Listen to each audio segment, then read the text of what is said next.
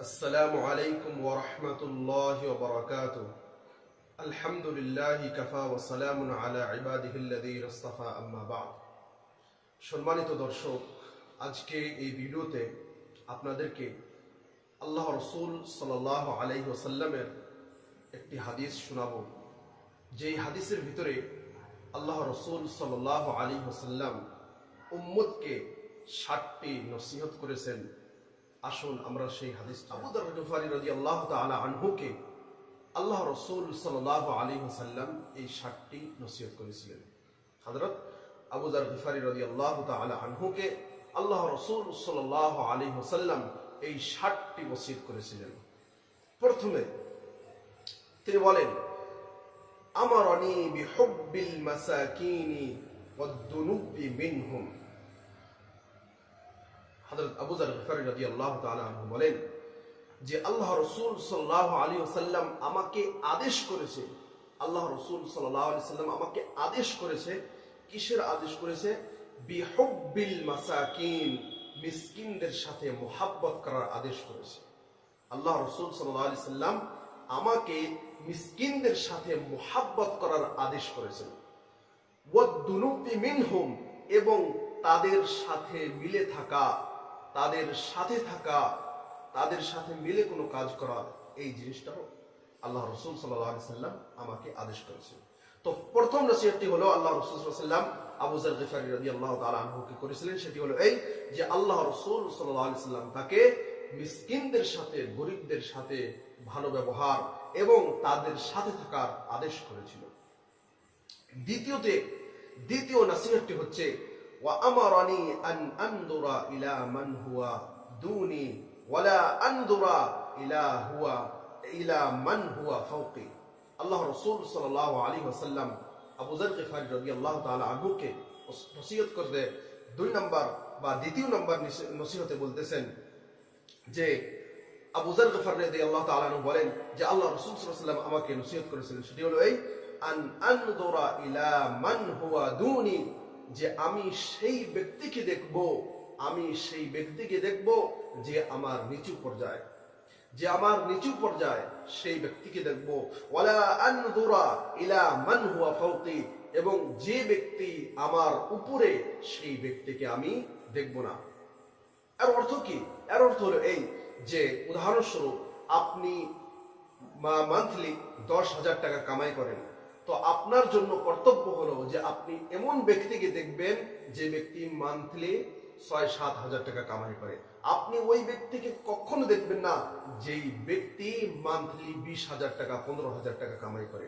আল্লাহ রাসূল সাল্লাল্লাহু আলাইহি ওয়াসাল্লাম বলেছেন যে তুমি ওই ব্যক্তিকে দেখো যে তোমার থেকে নিচু, এবং তুমি ওই ব্যক্তিকে দেখিও না যে তোমার থেকে উপরে। তেমনি ভাবে তৃতীয় নম্বর নসিহতটি হচ্ছে, ওয়া আমারানি আন আসলা রাহিমা ওয়া ইন আদবারাত। আল্লাহ রাসূল সাল্লাল্লাহু আলাইহি ওয়াসাল্লাম বলেছেন যে তুমি তোমার আত্মীয় স্বজনের সাথে ভালো ব্যবহার করো, ওয়া ইন আদবারাত, যদিও তারা তোমার ক্ষতি করার চেষ্টা করে থাকে।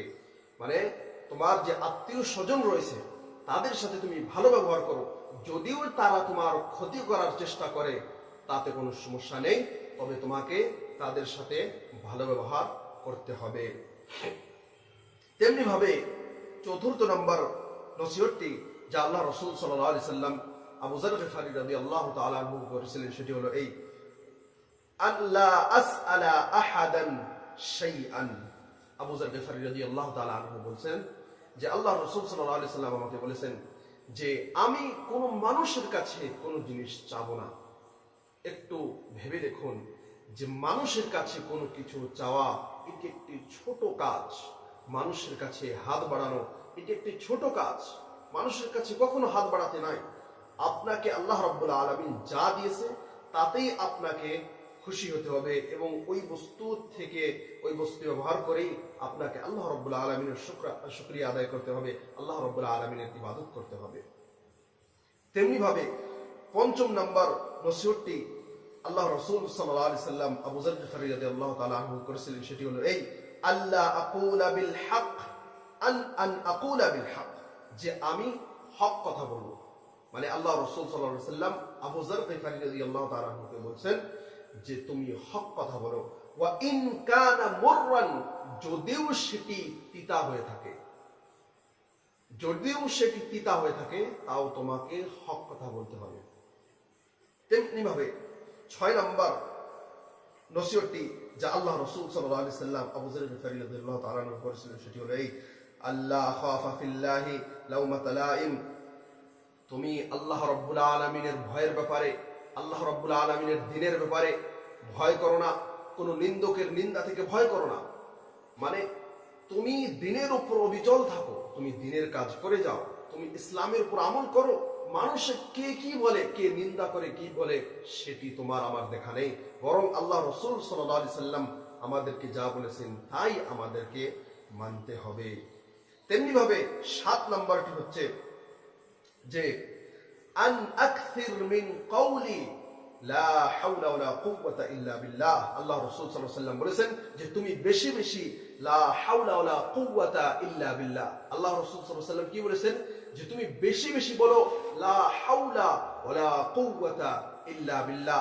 তারপর আল্লাহ রাসূল সাল্লাল্লাহু আলাইহি ওয়াসাল্লাম বলেছেন ফা ইন্নাহুন্না মিন কানজিন তাহতাল আরশি, ফা ইন্নাহুন্না মিন কানজিন তাহতাল আরশি, কেননা এইগুলো হচ্ছে আরশের সম্পদ, কেননা এইগুলো হচ্ছে আরশের সম্পদ। আল্লামা আলবানী তার সিলসিলা সহিহার মধ্যে এই হাদিসটি বর্ণনা করেছেন 2166 নম্বর হাদিসে। তো সম্মানিত উপস্থিতি, আমরা এই হাদিস দ্বারা 7টি নসিহত আল্লাহ রাসূল সাল্লাল্লাহু আলাইহি সাল্লাম যা হযরত আবু যর গিফারী রাদিয়াল্লাহু তাআলা আনহু করেছিলেন, এটি শুধু আবু যর গিফারী রাদিয়াল্লাহু তাআলা আনহু জন্যই নয়, বরং এটি সারা উম্মতের জন্য, এটি সারা উম্মতের জন্য এই নসিহতটির উপর আমাদেরকে আমল করতে হবে। আল্লাহ যেন আমাদেরকে এই সমস্ত কথার উপর আমল করার তৌফিক দান করে।